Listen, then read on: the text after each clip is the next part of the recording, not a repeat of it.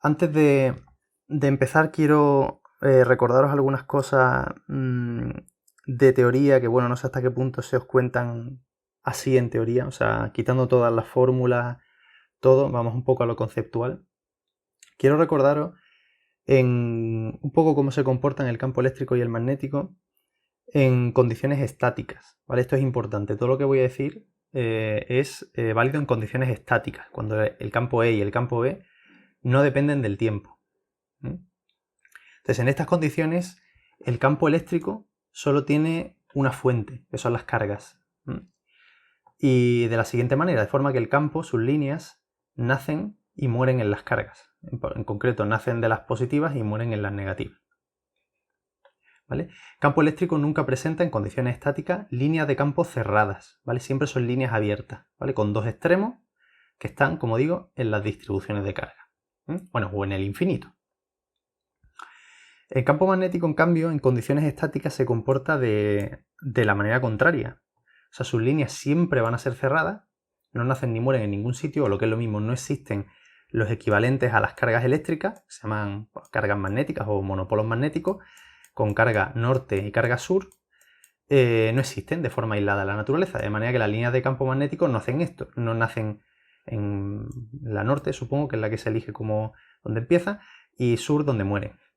Eso no ocurre, porque las cargas magnéticas no existen de forma aislada. Sabéis que los imanes siempre van juntos, ¿vale? Son distribuciones de tipo dipolar al final, es decir, es como cuando teníamos una carga positiva y una negativa muy cerquita, ¿no? Y tomábamos ese límite, ¿no? Que era el límite dipolar, ¿vale? Donde forman un único objeto, que es el dipolo eléctrico, ¿no? Ponen en magnetismo, las cargas magnéticas, si queréis, siempre aparecen de forma dipolar, es decir, nunca se pueden aislar dos cargas magnéticas, una norte y una sur, ¿vale? Esto es bien conocido de que si rompéis un imán, ¿no? Pues se inducen las polaridades contrarias en la zona de fractura, ¿vale? No podéis nunca aislar los polos de un imán. Entonces, el campo magnético ni nace ni muere en ningún sitio. Entonces, ¿qué es lo que hace? Lo único que hace es enrollarse. Sus líneas siempre son cerradas. ¿Y se enrollan alrededor de qué? De las cargas eléctricas en movimiento, de las corrientes. Entonces, en resumen, en condiciones estáticas, el campo eléctrico nace y muere en las cargas y el campo magnético se enrolla alrededor de las corrientes. El campo magnético ni nace ni muere en nada y el campo eléctrico no se enrolla alrededor de nada. Insisto, en condiciones estáticas. ¿Vale? O sea, son comportamientos a priori muy distintos, pero que al final todo viene justificado por el hecho de que no se han observado, como digo, cargas magnéticas en la naturaleza, ¿vale? Si se hubiesen observado, pues entonces sí que tendríamos campos magnéticos que nacen y mueren en las cargas magnéticas y habría campo eléctrico enrollándose alrededor de las corrientes de carga magnética, ¿vale? Pero como no se observan, pues no puede ocurrir. Y estos son los dos comportamientos que tenemos en régimen, este sería en régimen electrostático, que es lo que estudiamos en el primer capítulo, y esto es lo que tenemos en el régimen magnetostático, que es lo que estamos estudiando ahora. ¿Vale? Entonces, el otro día hicimos los 5 primeros problemas de la relación, en los cuales se nos daba un campo magnético ya, no sabíamos de dónde salía, y colocábamos ahí pues cargas puntuales o espiras por las que circulaba una corriente, etcétera. En definitiva, cargas y corrientes, cargas en movimiento y corriente, y calculábamos pues la fuerza que experimentaban, etcétera, etcétera, ¿vale? Pero el campo magnético nos era dado.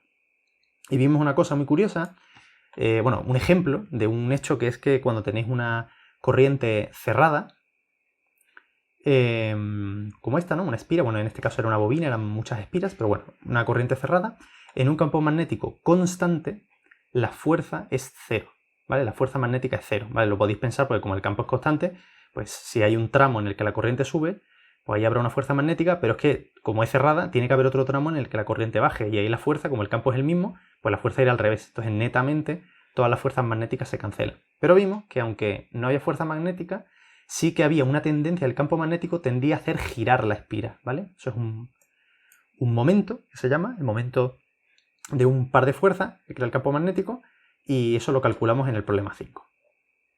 ¿Vale? Entonces, los ejercicios que quedan son de, bueno, los dos últimos son de flujo, son muy cortitos, pero los dos que vienen ahora son, bueno, parecidos a los anteriores, pero también se nos va a pedir calcular campo eléctrico, o va a estar involucrada la fórmula del campo magnético. Entonces, Vamos a empezar con el problema 6, en el que tenemos dos corrientes. Una de ellas, bueno, las dos son infinitamente finas, son filiformes.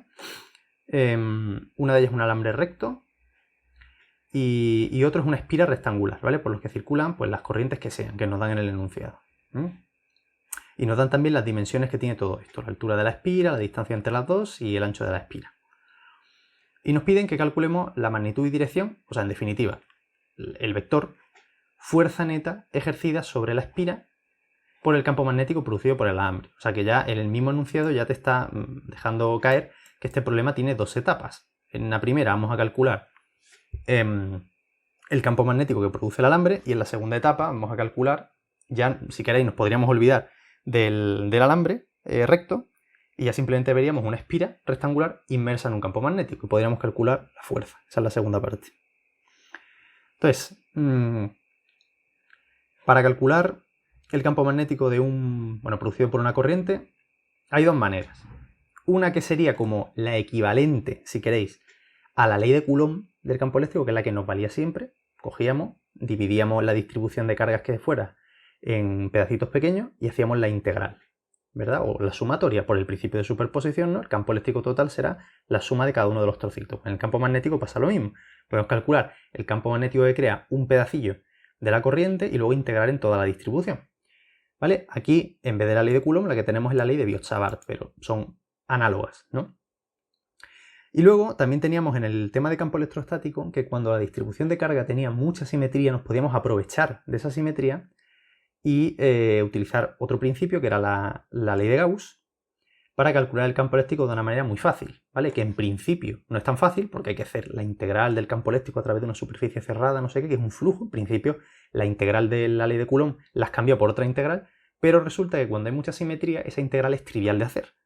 Y entonces el campo eléctrico se calculaba en un momento. Entonces hay un equivalente en magnetismo que no es la ley de Gauss, y de hecho es muy diferente, ¿ves? No hay que calcular de hecho ningún flujo, lo que hay que calcular aquí es una circulación, que es la ley de Ampère, ¿vale? Que es es la versión, o sea, si queréis, la manera de calcular campo magnético cuando hay mucha simetría, ¿veis? Que se hace en una línea, muy fácil.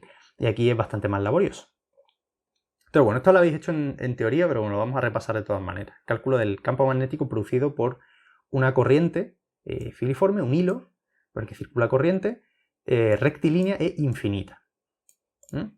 Entonces, por la ley de Biot-Savart, el campo magnético viene dado por esta expresión. En general, para cualquier distribución de corriente, con una densidad de corriente J. Lo que pasa es que cuando la corriente es finita y sigue una curva C, pues esta fórmula se convierte en esta, ¿vale? Que esta es la que me consta, esta no sé si la habéis visto en teoría, esta es la fórmula general y esta es la fórmula que habéis visto, ¿vale? Aquí hay quien escribe diferencial de L, bueno, da igual, nos entendemos, es la circulación de este vector, ¿vale? La I la he sacado fuera de la integral porque es constante a lo largo de la línea de corriente. Entonces sabéis que podéis utilizar la regla de la mano derecha, ¿vale? Solamente, o sea, en este dibujo hay muchas cosas pintadas, pero en principio solamente tenemos la línea de corriente. Entonces si abrazáis con los dedos la línea de corriente de la mano derecha, de forma que el pulgar apunte en la dirección de la corriente, veréis que los dedos van en el sentido que está aquí dibujado, ¿vale? Y eso nos da la dirección del campo magnético que va aquí alrededor, ¿vale? Acordaos que las cruces significa que se mete hacia adentro en la pantalla y el puntito este que sale hacia nosotros, ¿vale? Es como si fuera no sé, como un tornillo o como una flecha, ¿no? La punta de la flecha, estas son las plumas de la flecha. Bien, entonces hay que hacer la circulación de esto y me falta deciros quién es este R mayúscula. R mayúscula es el vector que va del elemento de corriente al punto test, donde estamos evaluando el campo magnético. Entonces, en nuestro caso, la corriente, como digo aquí, es rectilínea, así que como aquí no nos dicen nada de ejes de coordenadas, pues los podemos colocar como queramos. Entonces vamos a elegirlos fácil, no los vamos a poner inclinados, vamos a poner el eje Z, por ejemplo, ¿no? Por elegir uno, alineado con el alambre en recto. De forma que la corriente, y lo voy a elegir también de manera que la corriente se dirija hacia las zetas positivas, hacia arriba. Entonces, esto es un problema con simetría cilíndrica. Entonces, no sé si veis que el campo magnético va a tener necesariamente esta forma. No puede tener componente a lo largo de K, arriba abajo, ni angular, ni radial, por las características que tiene el campo magnético y por la simetría que tiene esto, ¿no? Simetría cilíndrica. Y además no va a poder depender de otra cosa que no sea la distancia al alambre de ρ. ¿Vale? Entonces, utilizando coordenadas cilíndricas, en esa base, el campo magnético tiene que tener esta forma, ¿vale? O sea, tiene que tener solamente componente en φ, o sea, en la dirección de φ, y donde esto es una función de ρ que tenemos que determinar. ¿Vale? Bueno, pues entonces, sin pérdida de generalidad, ¿vale? Como da igual el que elijamos este punto aquí que aquí, o sea, si trazáis una recta paralela z imaginaria que pasa por este punto, pues da igual elegir el punto aquí arriba, que aquí abajo, que aquí abajo, que aquí abajo. ¿Veis? El campo magnético, al subir, al irnos arriba y abajo, no cambia por la simetría cilíndrica. Entonces vamos a elegir un punto a una altura a la que nos dé la gana, pues lo elegimos a z igual a 0. Por simplicidad vamos a elegir, es más sencillo, z igual a 0 sobre el plano xy.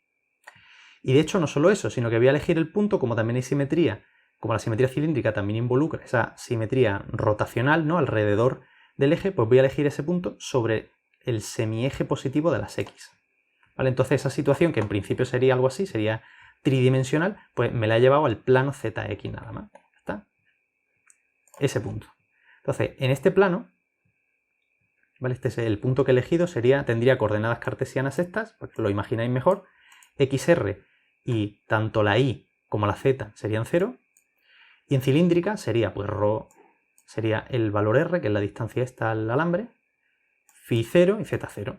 ¿Vale? Y como no hemos restringido a este plano, hay una relación entre los versores de la base cilíndrica y cartesiana, están relacionados. Entonces podéis trabajar en la base que queráis. Esto lo hago porque, bueno, la base cilíndrica yo sé que os confunde un poco más, entonces he pasado a cartesiana.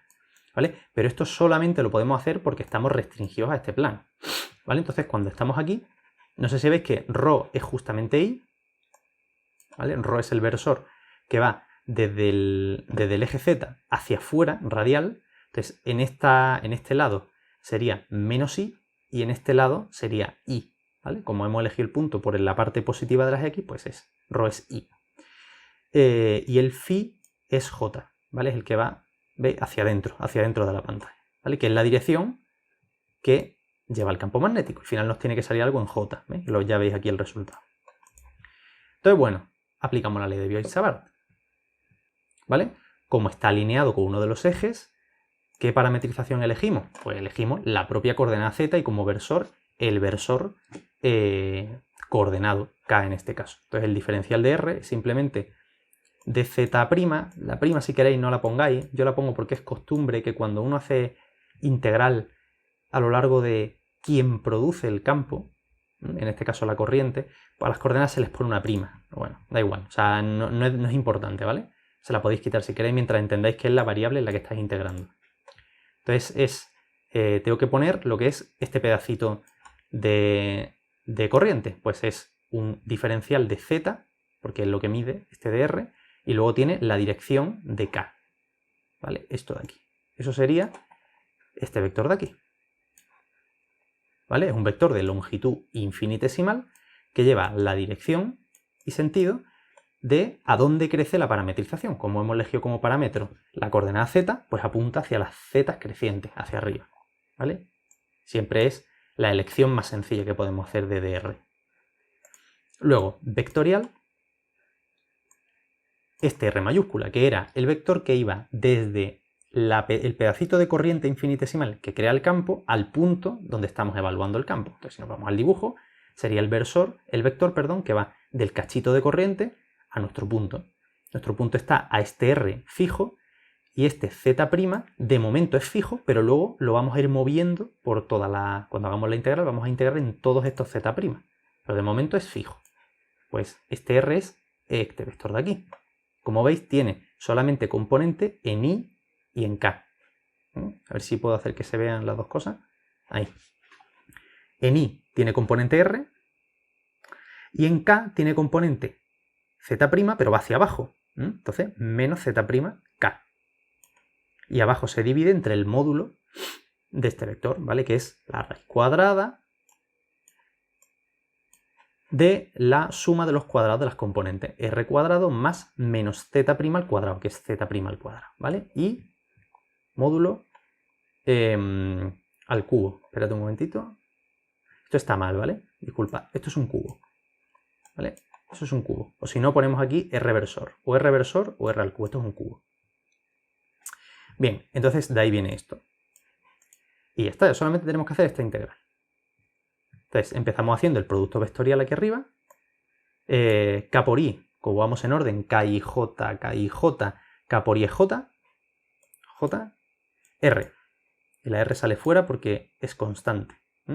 Estamos integrando en Z'. Y K por K, como K es paralelo a sí mismo, pues K por K es 0. Entonces nos queda esta integral de aquí. ¿Vale? Y para hacer esta integral hay que usar un cambio de variable para resolverlo. Ahora lo vemos. Pero si confiáis en mí y os creéis este cambio de variable, esta integral vale 2 partido R cuadrado y sustituyendo aquí nos queda este campo magnético. ¿Vale? Y como veis tiene la dirección de J en este punto, que es como tiene que ser. Ahora bien, ¿cómo hemos calculado esta integral?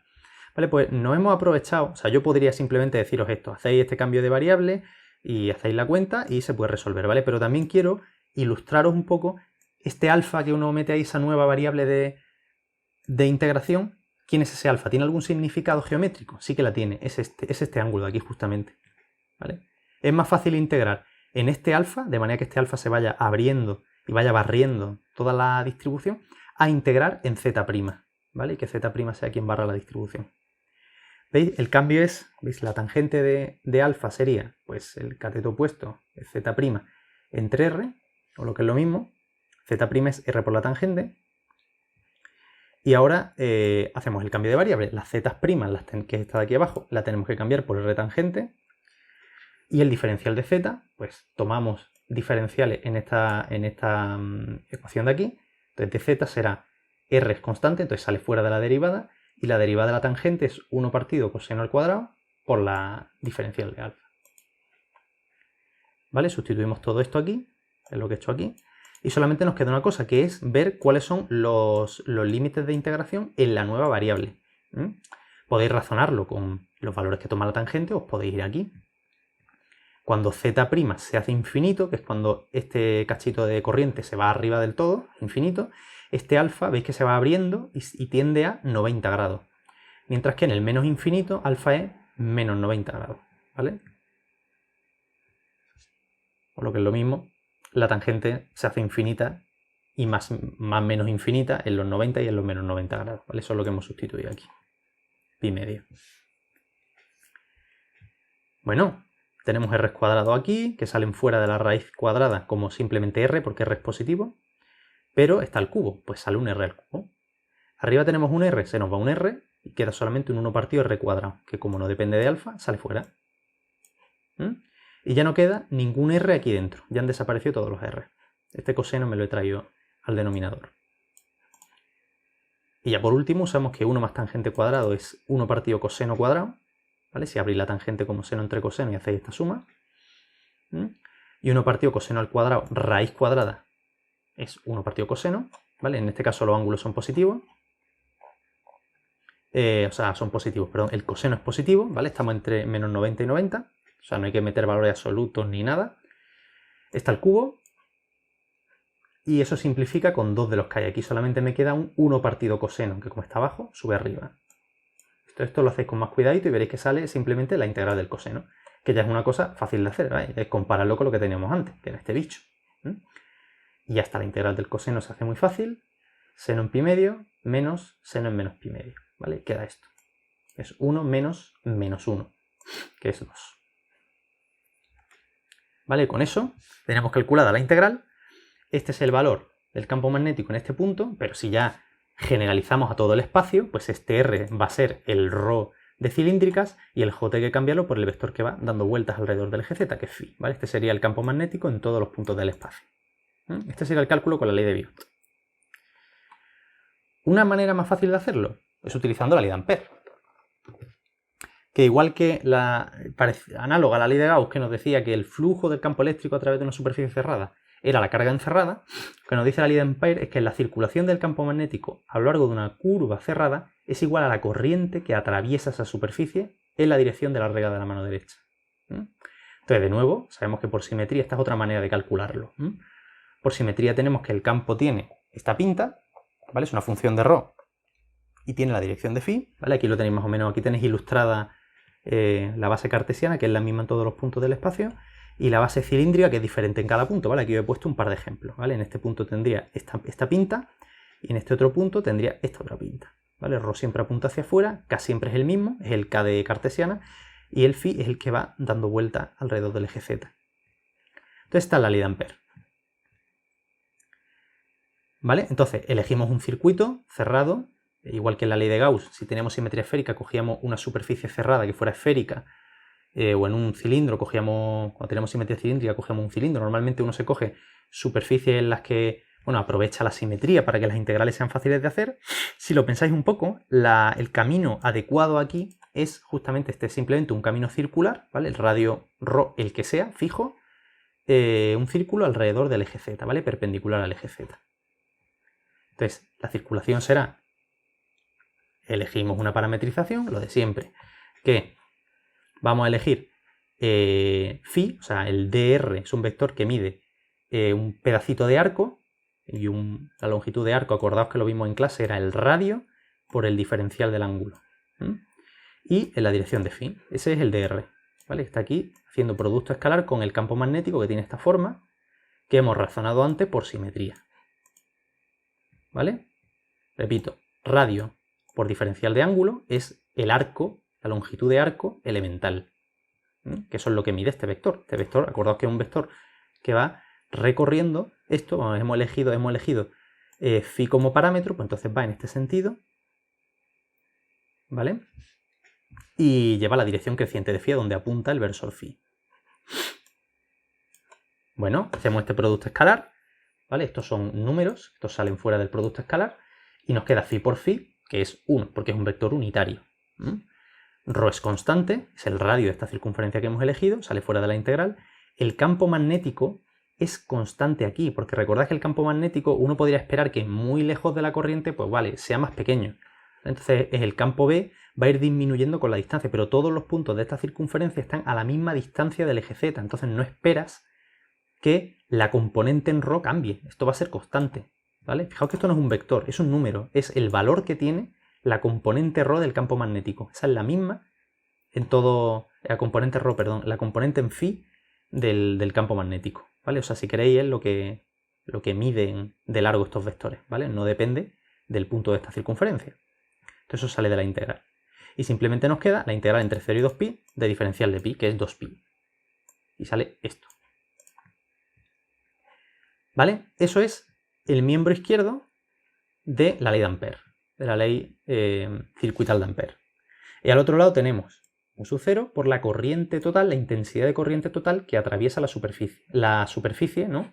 Que se apoya, cualquier superficie que se apoye en ese camino, ¿vale? Pues podemos elegir simplemente el disco que hay aquí dentro, este disco, y, o sea, el interior de esta circunferencia, y vemos que la corriente que atraviesa esto es I, y ahora hay que ver la dirección, ¿vale? El campo magnético se enrolla así, ¿vale? Y lo que hay que poner aquí en la ley de Ampère es la corriente que atraviesa esto siguiendo la regla de la mano derecha con el campo magnético, ¿vale? Entonces veis que si abrazáis esto con los dedos siguiendo el campo magnético, el pulgar apuntaría hacia arriba, ¿no? Que es para donde va la corriente. Entonces simplemente ponemos I1, ¿vale? La corriente, no hay que poner ningún signo menos. Entonces esto que hemos calculado aquí es igual a mu sub 0 y 1, de modo que el B phi este es esto. Y ya tenemos la componente en phi del campo magnético, que es la única que había, ¿acordaos? Que lo razonamos por simetría. Luego el B será esto de aquí, que si veis es lo mismo que obtuvimos antes. ¿Veis que es súper fácil? Calcular la circulación de un campo aprovechándonos de la simetría, aprovechando de que esto tiene la misma dirección que el dr, entonces este producto escalar es trivial, y de que casi todo sale de la integral menos el de phi. Y esto es igual a la corriente total que atraviesa esta superficie. ¿Vale? Mucho más fácil que usar la ley de Biot. De Biot-Savart. Bueno, ya tenemos el campo magnético que crea nuestro hilo infinito, entonces ya nos podemos olvidar de él y considerar la espira rectangular inmersa en un campo magnético. ¿Vale? Entonces, bueno, sabemos el valor que tiene el campo magnético en este semiplano XZ, ¿vale? Solamente depende de la distancia al eje Z, o sea, de la coordenada X, y tiene la dirección del versor J, o sea, hacia dirección y sentido, se apunta hacia dentro de la pantalla. Entonces nos piden la fuerza sobre la espira completa, ¿vale? Entonces la fuerza total será la suma de la fuerza en cada uno de los 4 lados. Entonces vamos a calcular cada una de ellas por separado. Y para esto necesitamos utilizar la fórmula de la fuerza magnética de una corriente inmersa en un campo magnético, ¿vale? Eso es lo que teníamos en el problema 2, ¿vale? Era simplemente pues a integrar la línea de pues, la corriente que atraviese a lo largo de la curva, esa recorrida en el sentido de la corriente, del dr vectorial del campo magnético. Entonces eso es lo que tenemos que hacer aquí. Entonces para calcular nuestra integral de línea necesitamos una parametrización de cada uno de los tramos, ¿vale? Vamos a calcular la fuerza sobre el lado 1, luego sobre el lado 2, 3, 4 y al final vamos a sumarlas todas, que esa será la fuerza total, que es lo que nos pide. Entonces venga, el camino 1, la corriente va de abajo arriba. Entonces tenemos ahí un parámetro natural que es z, la coordenada z. Entonces tenemos que hacer la integral entre el primer punto que está z parámetro igual a 0, ¿vale? Estamos sobre el eje x, y z igual a L, que es la longitud del largo de la espira.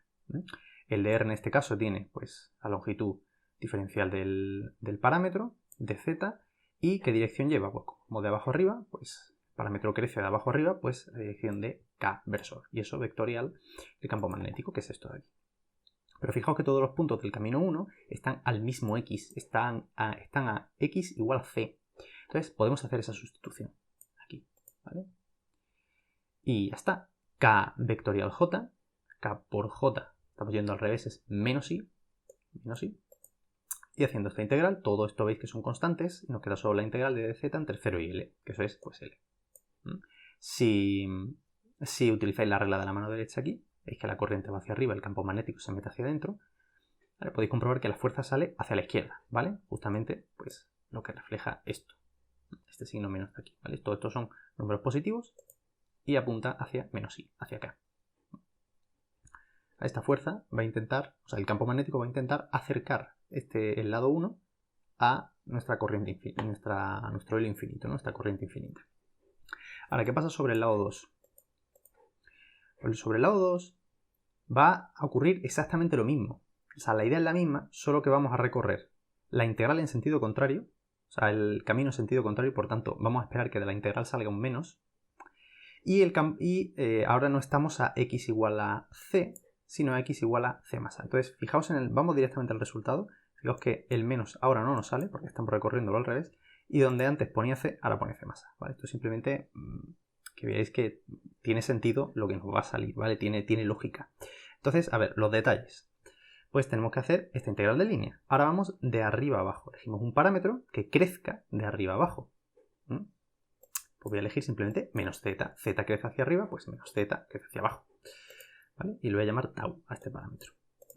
Entonces, ¿quién es el dr? Pues el dr es diferencial de mi parámetro en la... o sea, como es un parámetro con unidad de longitud, pues simplemente de tau, ¿vale? Recordad que, por ejemplo, antes aquí teníamos que multiplicar por el radio, ¿vale? Para que esto tuviera dimensiones de trocito de arco, ¿vale? No podemos poner solamente de phi. En este caso... tau es esencialmente z salvo un signo, o sea que tiene las unidades que tiene que tener. Esto es un pedacito de longitud pequeño y como vamos hacia abajo tiene la dirección de menos k. Y ahora aquí abajo ponemos el parámetro en el punto inicial.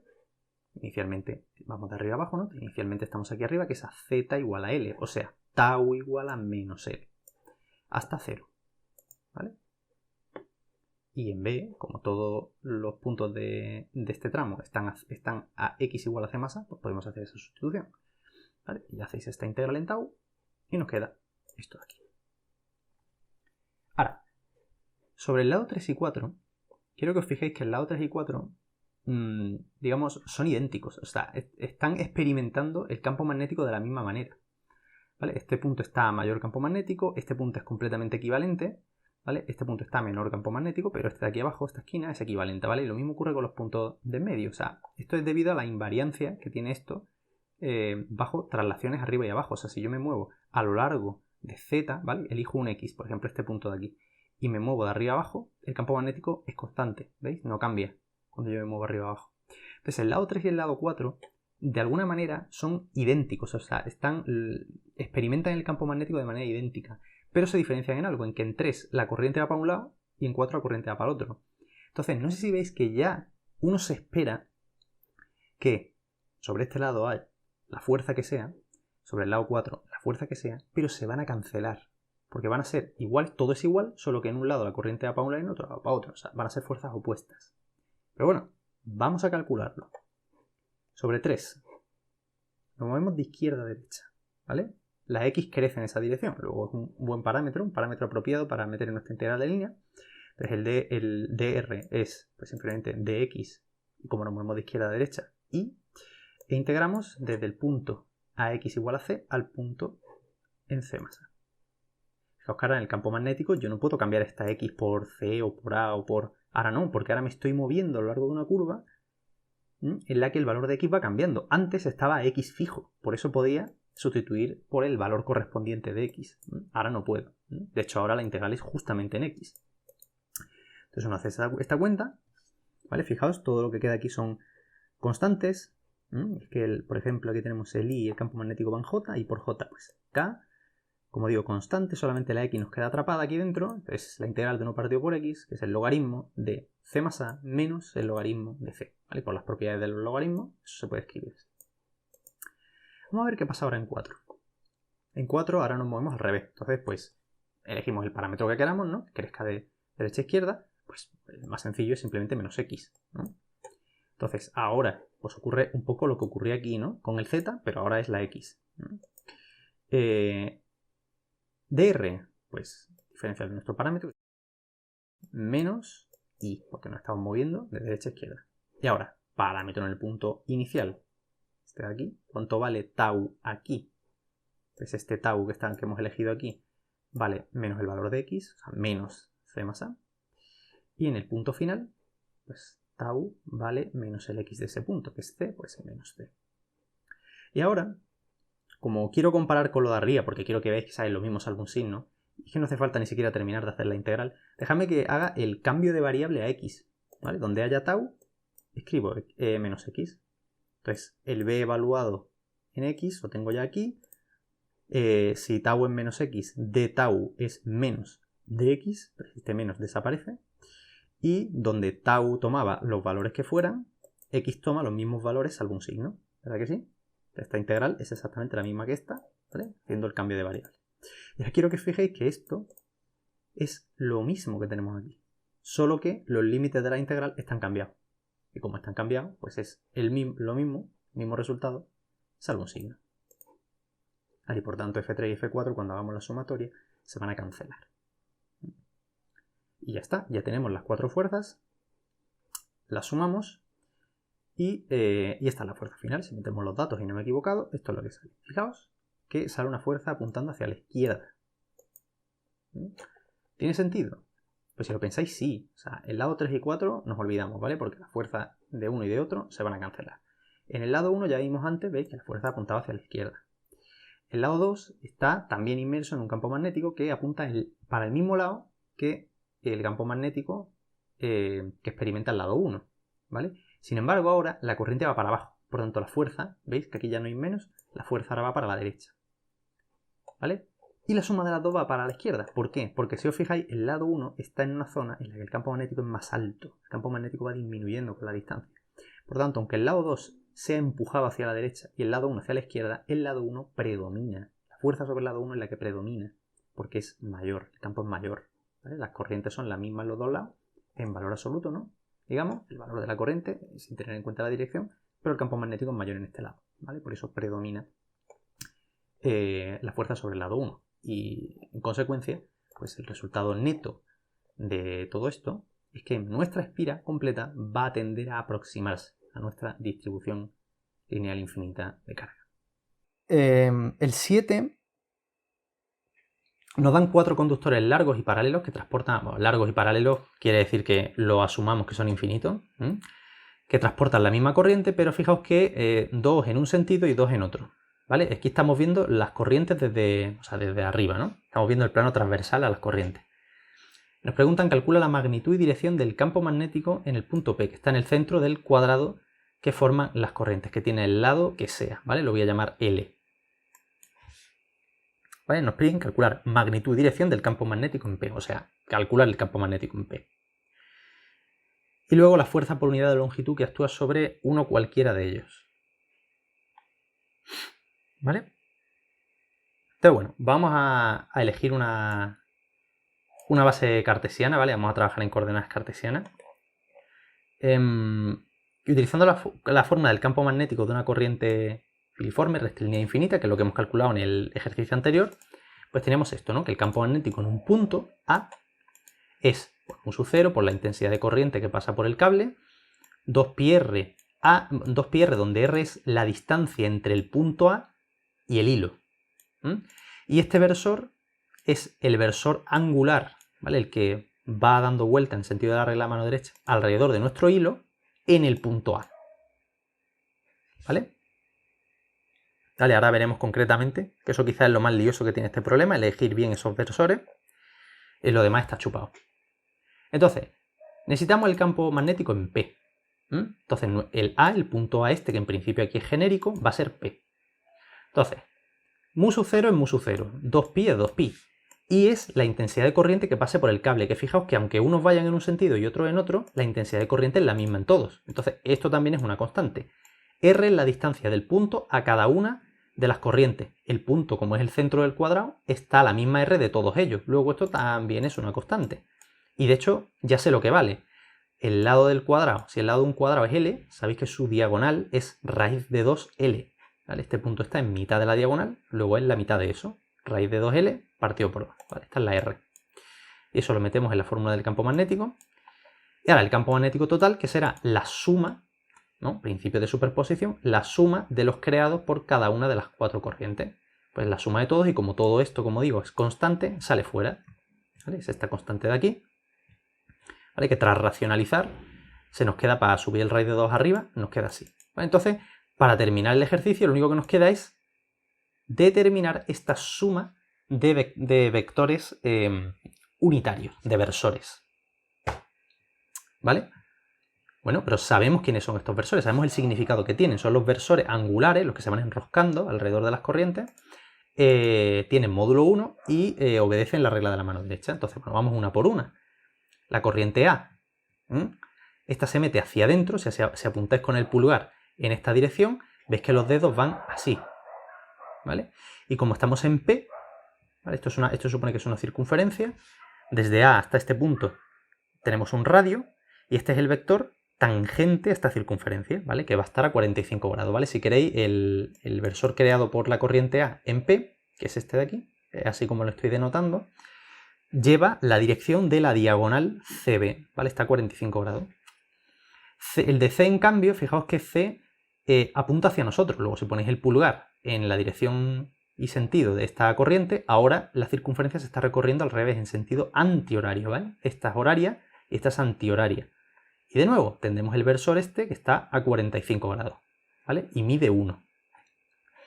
¿Vale? Para las otras dos corrientes podéis razonarlo de la misma manera y veréis que salen justamente estos dos, a 45 grados con longitud 1, ¿vale? Y veis que coinciden, ¿vale? Uno a uno con estos de aquí, de la izquierda. O sea, el versor correspondiente a C, a la corriente C, coincide con el de B. Y el de A coincide con el de D.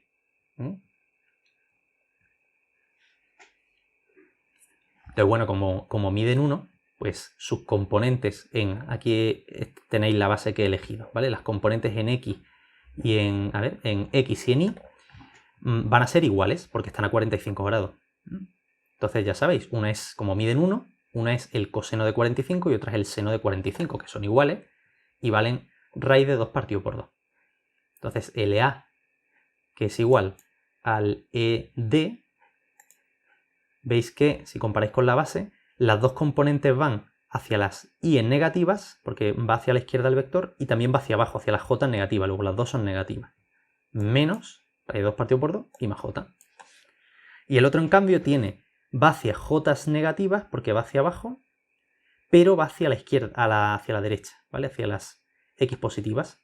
Entonces I lleva un más y J lleva un menos. Y de nuevo, como está a 45 grados, aquí va pues el seno y el coseno, que son iguales, de 45, que es raíz de 2 partido por 2. ¿Vale? Sustituimos esto en esta fórmula, sumamos, y este es el campo magnético que sale. ¿Vale? Donde todo lo que hay aquí ya son datos. Entonces, la respuesta al problema que nos decía calcular el módulo y dirección del campo magnético, pues el módulo es, como tiene solo una componente, pues la componente en valor absoluto. Se hace la cuenta y esto es lo que sale, en militesla. Y la dirección y sentido, el versor que lleva la dirección y sentido del campo es el campo entre su módulo, ¿vale? Se quita esto y es pues menos J. Esa sería la respuesta al primer apartado.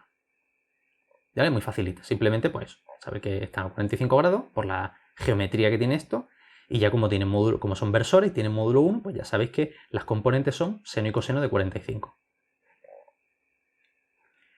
El B nos dice ahora que calculemos la fuerza por unidad de longitud que actúa sobre uno de los conductores, ¿vale? Uno de ellos, y diréis, ¿cuál? Bueno, da un poco igual, porque en realidad, a ver, no va a ser la misma fuerza, ¿vale? Porque va a cambiar la dirección y el sentido, pero el módulo va a ser la misma.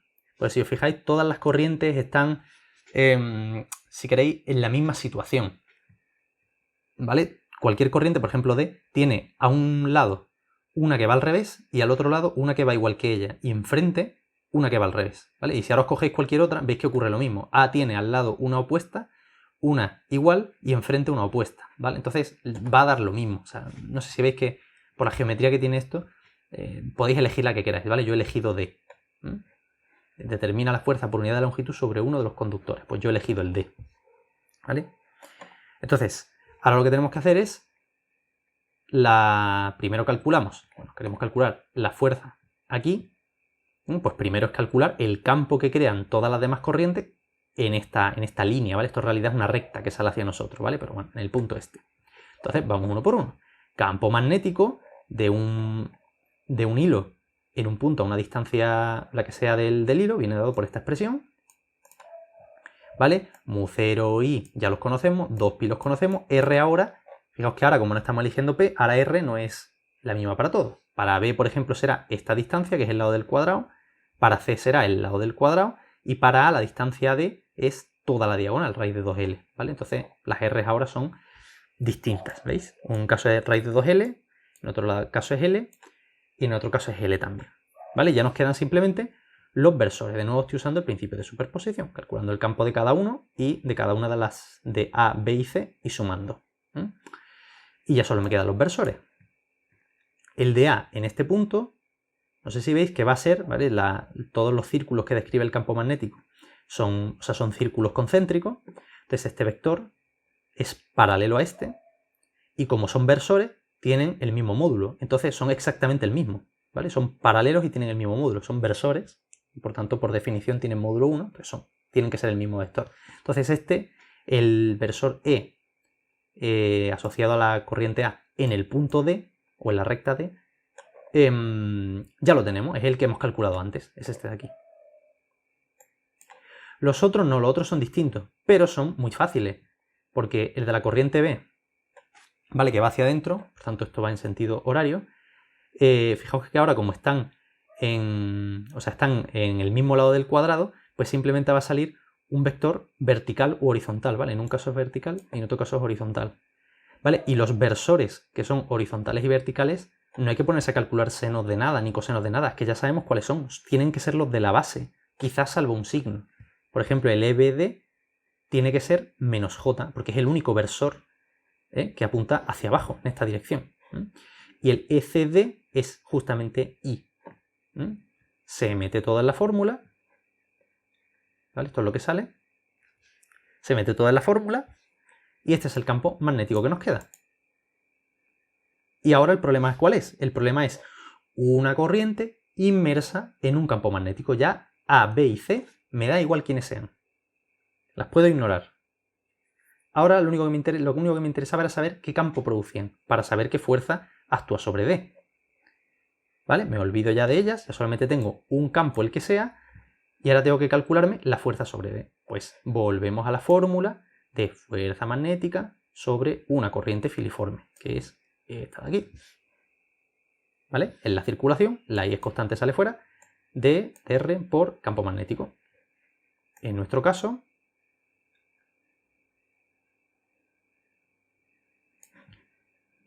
como está, veis que he elegido el eje Z apuntando hacia nosotros, ¿no? Perpendicular a la pantalla y apuntando hacia nosotros. Entonces vamos a elegir ese como parámetro de Z a K, y como la corriente viene hacia nosotros, tenemos que movernos en esa dirección. O sea, de 0, de Z igual a 0 a Z igual a un L, que este L sea positivo, ¿vale? Y diréis, ¿quién es este L? Este L es el que queráis. Es un punto, este 0 es, bueno, el corte de esta recta con el plano este que estáis viendo aquí, plano IJ o el plano XY. Y L es, pues, una distancia, digamos, entre saliendo de la pantalla hacia nosotros, la que sea, arbitraria, ¿vale? Como nos piden la fuerza por unidad de longitud, esta L es la que sea, porque luego vamos a dividir la fuerza entre ellas. Vale, entonces, sobre este cachito del alambre, de nuestro alambre infinito, ¿qué fuerza hay? Pues esta es la integral. El B lo hemos calculado antes, este de aquí. Entonces tenemos que hacer mu 0i 4πl, esto está aquí, que esto es una constante y saldría fuera. K vectorial, este vector de aquí. Pues K por I, estamos yendo al revés, es menos J, ¿no? K por I. No, perdón, estamos yendo en el sentido correcto. K y J, K y J. K por I es J, y K por J, estamos yendo al revés, menos I, menos 3I, ¿vale? Con ese menos, pues nos queda un más. Y J más, y ya está, esto se queda así, J más 3I, ¿vale? Son vectores constantes, salen fuera de la integral, y nos queda la integral entre 0 y L de diferencial de Z, que eso es L. Y esta sería la fuerza total sobre un trocito del alambre, porque claro, la fuerza total sobre todo el alambre es infinita, porque el alambre es infinito. Entonces, por eso, como este trozo de alambre no es, digamos, especial con respecto a cualquier otro trozo del alambre, entonces, ¿cuál es la magnitud, digamos, que tiene interés físico conocer? La fuerza por unidad de longitud. Entonces, esta L, con vuestro permiso, me la voy a traer dividiendo al primer miembro, y esto es lo que tendríamos. ¿Veis? Simplemente la L me la he traído aquí, dividiendo. La fuerza por unidad de longitud es esta. Y ahora, uno coge y sustituye los datos. ¿Vale? Y esto es lo que tenemos. ¿Vale? Fuerza por unidad de longitud, newton por metro. Si hacéis las cuentas en el sistema internacional. Vale. Pues quedan un par de problemas muy cortitos para terminar la relación, que como veis son, llaman a problemas anteriores. O sea, es como, bueno, apartados extra para esos problemas. Estos son dos problemas de cálculo de flujo. ¿Vale? Calcular el flujo del campo magnético tal. Calcular el flujo del campo magnético tal. A ver, calcular el flujo del campo magnético y calcular el flujo de un campo eléctrico es lo mismo. Es calcular el flujo de un campo vectorial. Ya sabéis hacerlo. Esto no, o sea, por cambiar eléctrico por magnético no va a cambiar la matemática. La matemática es la misma. Es la integral de un campo, producto escalar, el diferencial de superficie. Es el mismo cálculo. Lo mismo que hacíamos en el tema de campo eléctrico, pues ahora lo vamos a hacer, solo que donde aparecía antes una E, ahora aparece una B. Ya veréis que es exactamente lo mismo. Tenemos el problema este en el que teníamos era como una espira, era como una puerta, ¿no?, que se abría, por la que circulaba una corriente. Bueno, eran varias espiras, una bobina, y nos piden que calculemos el flujo. El campo magnético va así, en la dirección de X, cuando este ángulo, el ángulo este de esta puerta, entre comillas, vale 0, 90 o 30 grados. O sea, cuando está cerrada, si queréis, cuando está completamente abierta y cuando está a 30 grados. Bueno, pues aquí lo mejor es calcularse la fórmula general de este flujo en función del ángulo, y luego al final del todo sustituimos 0, 90 y 30 y sacamos los resultados que sean. ¿Vale? De la clase anterior, calculamos el vector superficie, ¿vale? Que era este. Este es uno de los dos vectores superficie, ¿vale? Sabéis que la superficie, cuando la superficie no es cerrada, es una superficie plana abierta, pues tenéis dos vectores de superficie, 1 y menos él, ¿vale? Si cogéis menos este vector, veis que también es 1 perpendicular a la superficie y 2 tiene como módulo el área de este rectángulo. Entonces, ¿por qué elegimos este? Elegimos este porque cuando uno calcula, que fue lo que hicimos en aquel problema, el momento dipolar magnético, el S no puede ser cualquiera de los dos, ¿vale? Siempre hay dos. Podéis elegir en principio el que queráis, pero cuando uno calcula momento dipolar magnético, no puede elegir el que quiera. Tiene que elegir el que sigue la regla de la mano derecha con la corriente. Ahora no, ahora podéis elegir cualquiera de los dos. Yo voy a aprovechar el que ya tenemos calculado, ¿vale? El otro es simplemente cambiarle el signo a este S, pero me voy a quedar con este, ya que lo tengo. Entonces, ¿cuál es el flujo del campo magnético? El flujo es definición, la integral de superficie, el campo magnético, producto escalar, el diferencial de superficie. ¿Vale? El campo magnético era constante en todo el espacio, entonces sale fuera de la integral. ¿Vale? Producto escalar. Y la integral del vector superficie, el del vector diferencial de superficie en toda la superficie, es el vector superficie completo. ¿Vale? Este vector, acordaos que era el que tenía como módulo un cuadradito, el área de un cuadradito chiquitito, y que era perpendicular a la superficie. Un vector pequeñito aquí. Entonces la integral es la suma de todos ellos. Entonces la dirección va a ser la misma, porque todos tienen la misma dirección, todos esos vectores chiquitillos apuntan para el mismo lado, luego la suma vectorial va a tener la misma dirección, y el módulo va a ser la suma del área de todos los cuadraditos que recubren este rectángulo. Y ese es el área total, y entonces sale, pues ese, el único que puede ser. B es constante y nos lo daban, era pues lo que valga esta B, que era un dato del problema. Y, ¿vale? La dirección de X. Y el vector superficie, el que tenemos calculado antes. Hacemos este producto escalar. Y con I, cuidado que estos son productos escalares, ¿vale? Ahora I por sí mismo no es 0, ¿vale? Es 1. Y por K, como son perpendiculares, 0, ¿vale? Y lo que queda es esto. Entonces ya B, A y B son datos. Y el seno este, pues dependiendo del ángulo, ¿vale? Que nos preguntan 3 ángulos, pues se sustituyen ahí. Y salen los flujos que sean. ¿Vale? Entonces veis que, por ejemplo, cuando el ángulo es 0, el campo magnético no fluye. Bueno, pues eso se ve aquí muy fácil, ¿verdad? El campo magnético va de izquierda a derecha, entonces cuando el θ este es 0, cuando la puerta está completamente cerrada, fijaos que no hay campo magnético atravesando la espira. Todo el campo magnético se desliza sobre ella, entonces no hay flujo. Y cuando esto está completamente abierto es cuando más líneas de campo atraviesan, ¿vale? Entonces aquí está el máximo de flujo, ¿vale? Y veis que sale positivo porque el campo magnético atraviesa, digamos, de izquierda a derecha, o sea, atraviesa la superficie en la dirección en la que apunta S, ¿vale? Desde la zona de aquí a la zona de aquí, ¿vale? Por eso salen positivos. Si hubiéramos elegido el otro S, el S contrario, nos hubiera salido todo igual, solo que aquí nos hubieran salido signos menos. Pero no hay que asustarse, eso quiere decir que, como hemos elegido la superficie hacia abajo, hacia acá, lo que estamos preguntando es cuánto campo magnético fluye hacia acá. ¿Veis? Pero como el campo magnético va al revés, pues lo que nos está diciendo ese menos aquí, el menos que hubiéramos obtenido, es que el campo magnético está fluyendo a través de la superficie, pero al revés del S que tú has elegido. ¿Vale? En este caso, como hemos elegido el S, entre comillas, bueno, el que va un poco a favor de B, pues nos ha salido todo positivo. ¿Vale? Pero podéis elegir el S que queráis, por supuesto.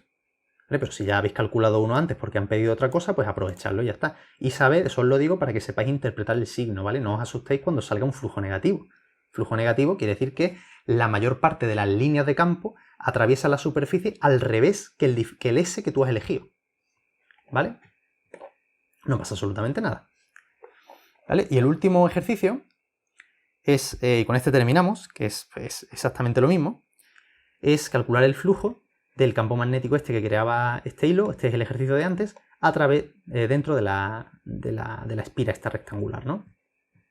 Este era el campo, ¿os acordáis? En este semiplano, campo de una corriente filiforme rectilínea infinita.